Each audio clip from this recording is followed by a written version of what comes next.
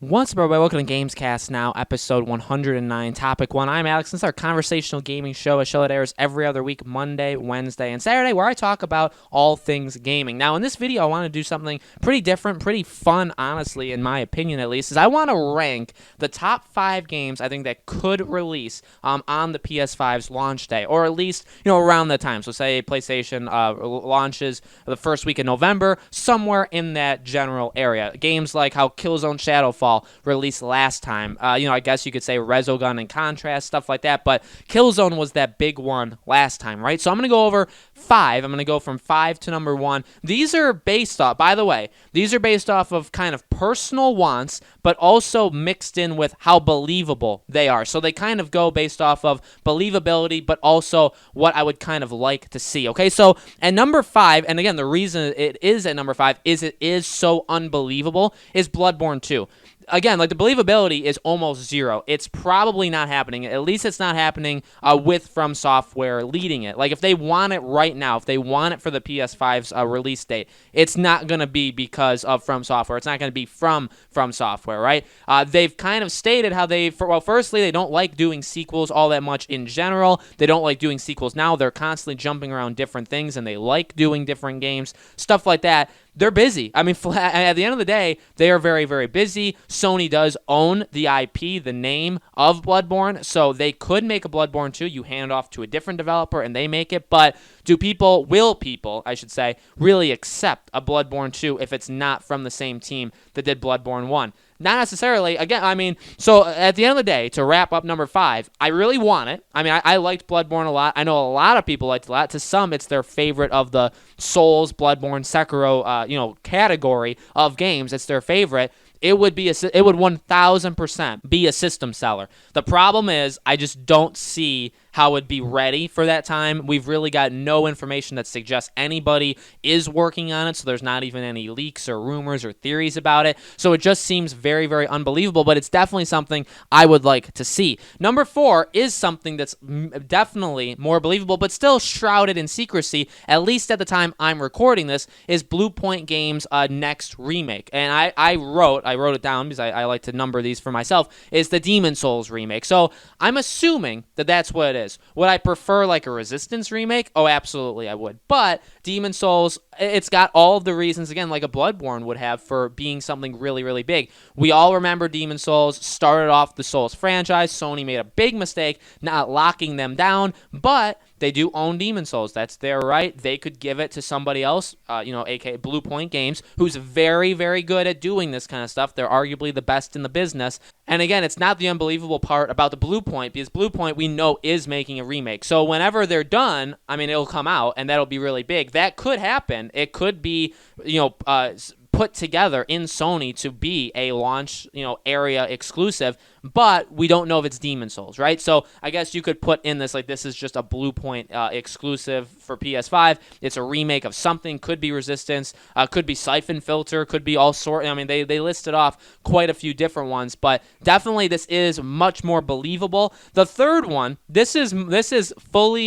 made it to 3 because of my want for it, not because of the believability, is PlayStation All-Stars Battle Royale 2. Now, we've made videos about this before. We've talked about the possibility that it's real. There's been rumors. There's been leaks. There's been talk that there is a secret studio out there that is making a second game. Okay, so it's not like I did just make this up out of thin air.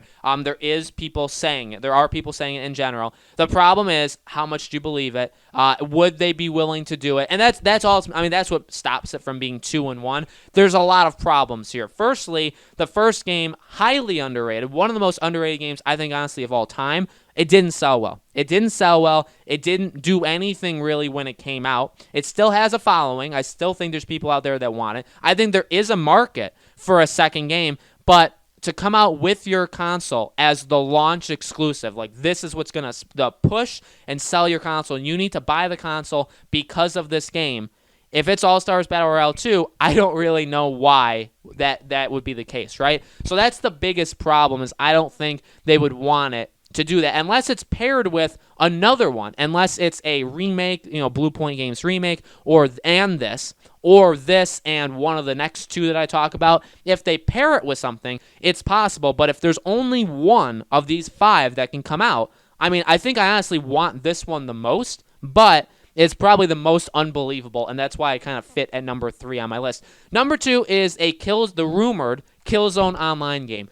So again, this has been leaked, this has been rumored for quite some time that there is at least two studios in Guerrilla Games, one of which is bringing back the Killzone franchise, but primarily multiplayer, and that it's been rumored that it would be a launch exclusive. Now, again, two things with this. One, and I talked about this. I think this video is going up after Horizon Zero Dawn 2's video. I made a video maybe last week on Horizon Zero Dawn 2, and I had this exact same discussion. The problem I have with Killzone is they did it with the PS4. Did it work? Yeah. It did show at the time of launch what the PS4 could do. It was definitely better than most Killzone games. I honestly don't think it was my favorite. Actually, I can tell you, it was not my favorite Killzone game. And overall, like, they could have just done better. I think they had definitely tried to have Infamous Second Son be that as well, but then obviously that got pushed. That came out in the February, and that also, was a disappointment. It didn't really live up to expectations. So I think they tried to have more than just Killzone, but as it stands now, I mean, looking back, Killzone was that game, and I'm sure it sold well. I'm sure it probably sold better than any other Killzone game, but it's because of the PS4. The PS4, weirdly enough, sold Killzone. Killzone didn't sell the PS4. And you do want that kind of mix, for sure, but you also do want that killer, like, this is why. You need an app. You need something about the system itself, but you also need a game or two to say, hey, and not just third party, right? Watch Dogs Legion, an Assassin's Creed game, a Call of Duty game, those aren't enough because you can get that on the Xbox Series X. Why do we need to get the PS5? Oh, it's because of these exclusives. And again, the exclusives need to show off what the system can do. I think Killzone did that really well. I think Resogun did that really well with the PS4. But going to the PS5, I think there's better options than Killzone. The reason this is number 2 on my list is it is very believable that they would try this again, that they would want to bring back Killzone. I think you should bring back Resistance before you bring back Killzone, but it's very believable that this is something that they would want to do.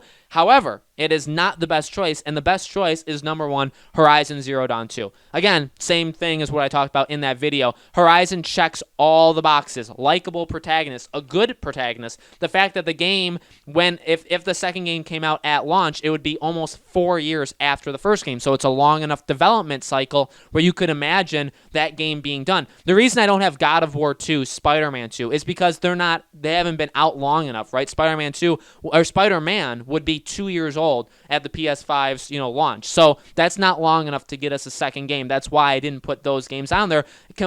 In my opinion, that's completely unbelievable, right? So for Horizon, it checks all the boxes. It's an engaging world, really good world. They stumbled upon it kind of, right? They didn't necessarily think it was going to be the biggest thing, and it was really big. Protagonist, gameplay, story, world. They checked it did really, really well commercially. It sold very well. People really liked it. It won Game of the Year awards. People loved this game. So it did everything it needed to do. Going into the PS5, there's not a lot of games I think would be ready faster than, I should say, Horizon, right? Like Spider-Man 2, God of War 2, a new Uncharted, even Blue Point Games, their next game, like all of these different games, none of them, I think, would be done before Horizon. And I think that gives it a heads up or a leg up for sure. But I also think it just checks off every single box, and it makes so much sense why that is, in my opinion, you need to have it. If you don't, and if you have something else, I think immediately your launch lineup is weaker because of it. But that is just my opinion. I definitely want to hear from you guys in the comments below. What do you think? Out of my 5, which one do you think would be that launch exclusive? And also, is there any other games I'm missing? Any games you think could be in development that you would think, would be they're only exclusives, so I'm not counting Call of Duty or Batman, the new Batman Arkham game, stuff like that. I'm not including them because they're just not going to be PS5 exclusives. But you can let me know those as well if you want to in the comments. So let me know. Make sure you guys are subscribed to our YouTube channel podcast now. Hit the bell icon so you guys know when these videos go up. And I really enjoyed making this video specifically. I thought it was a lot of fun. So if you guys liked it as well, make sure you are leaving a like. Make sure you are supporting it. And let me know if you want me to do more videos like this going forward. I kind of want to make Gamescast more like this going forward. So if you guys like that, let me know. Thank you all so much for watching, and I'll see you on the next video.